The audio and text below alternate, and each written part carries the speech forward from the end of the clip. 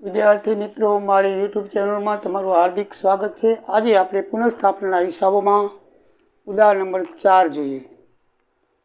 ઉદાહરણ નંબર 4ની અંદર એક ગુજરાત ટેક્સટાઇલ લિમિટેડ છે, એની અંદર 120 પાવર લૂમ છે। એમાંથી 60 પાવર લૂમ્સ છે, એમાં એને સુધારો વધારો કરીને નવી બનાવી છે, અને 60 પાવર લૂમ્સના બદલામાં બીજી જે છે એ આખી કાઢીને નવી ઓટોમેટિકલી નાખી છે। એટલે જે નવી નાખી ઓટોમેટિકલી મૂડી ખર્ચ ગણાય, અને જેની જે પાવર લૂમ્સ છે એને નવીનીકરણ કર્યું, અંદર ખર્ચ કરીને પાછી ચાલુ કરી, એ હંમેશા મહેસૂલી ખર્ચ ગણાય। વારંવાર ખર્ચ કરવો પડે, જૂનીને ફરીથી એની કાર્યક્ષમતા વધારવામાં જે ફરીથી નવીનીકરણ કરવું પડે, તો એવા ખર્ચને મહેસૂલી ખર્ચ કહેવાય છે, આપણે જાણ્યું। અને આખી બદલી નવી જ બેસાડે તો એ મૂડી ખર્ચ કહેવાય। શું કહેવાય? મૂડી ખર્ચ। આમાં બે ભાગ છે। 60ની અંદર શું કર્યું છે, એને 100% વધારો કરી અને નવીનીકરણ કર્યું છે। બીજી 60 છે એ આખી બદલી નવી જ નાખી છે ઓટોમેટિકલી। બે ભાગ। તો એમાં કેટલો મૂડી ખર્ચ થાય અને કેટલો મહેસૂલી ખર્ચ થાય, એ જ આપણે આની અંદર નક્કી કરવાનું છે। અને બાકી 5 આમ નોંધ લખવાની છે, બાકી કાંઈ દાખલામાં કરવાનું નથી। તો જૂની જે પાવર લૂમ્સ હતી એની કિંમત આમ તો દાખલામાં લખ્યું છે કે 6120 લૂમ્સ ખરીદેલી હતી 6 લાખમાં। 6000 શું 6 લાખની અંદર પહેલાં 120 ખરીદી હતી, એટલે 60ના 3 લાખ રૂપિયા થાય। અડધી 60ની નવીનીકરણ કર્યું છે, પણ કેવી રીતે કર્યું? 100% વધારા સાથે। એનો મજૂરી ખર્ચ છે, માલ સામાન 100% વધારા સાથે। 100% એટલે 3 લાખના 100% 3 લાખ થાય, એટલે 100% વધારો 3 લાખ, એટલે કુલ પડતર 6 લાખમાં નવીનીકરણ થયું કહેવાય। 60 લૂમ્સનું 6 લાખની અંદર નવીનીકરણ કર્યું। બાકીની 60 આખી કાઢીને શું કર્યું? એને પુનઃસ્થાપના કરી। કેટલામાં કરી? 10 લાખમાં નવી ઓટોમેટિક બેસાડી। એટલે એ ઓટોમેટિક બેસાડી પૂરેપૂરું મૂડી ખર્ચ કહેવાશે। શું કહેવાશે? મૂડી ખર્ચ।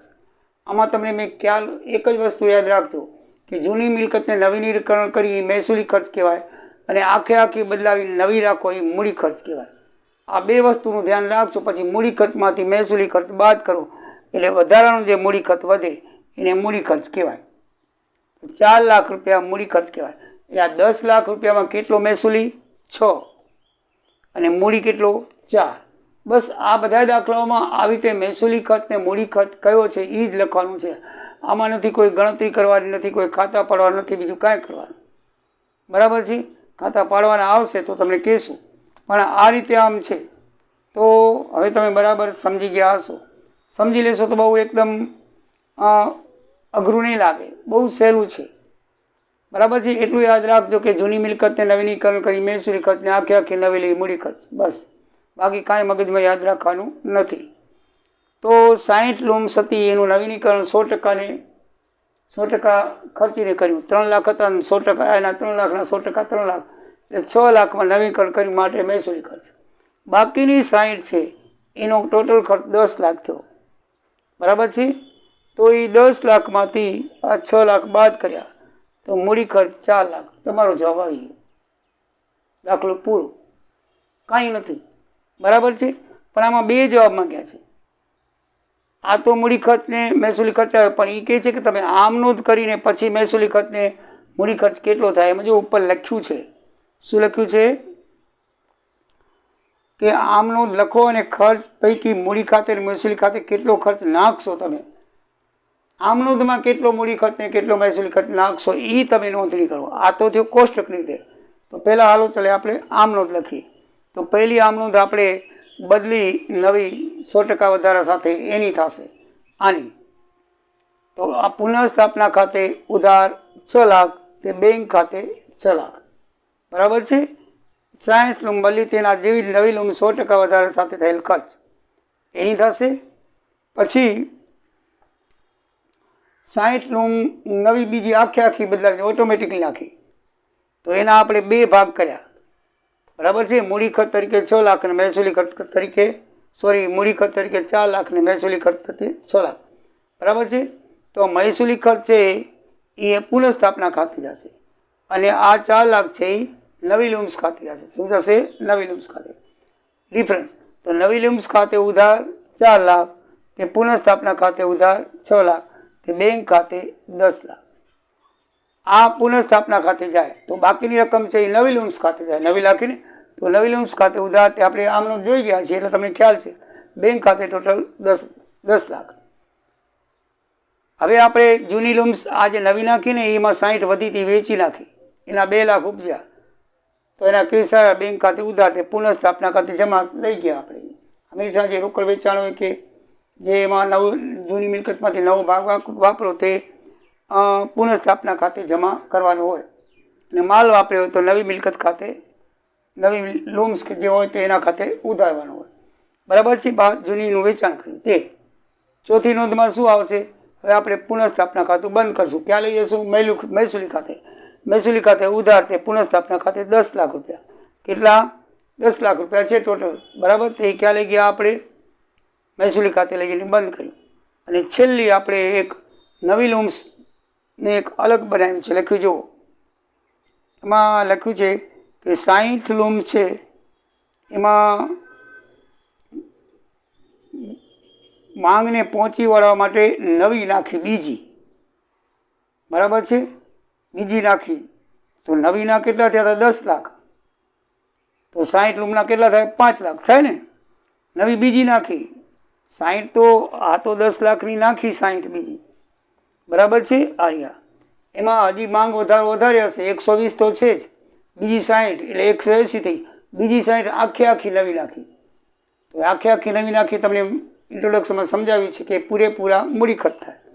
તો એની કિંમત 5 લાખ. કેવી રીતે? કારણ કે નવી નાખી હતી 60, બરાબર છે. જો નવી નાખીને એમાં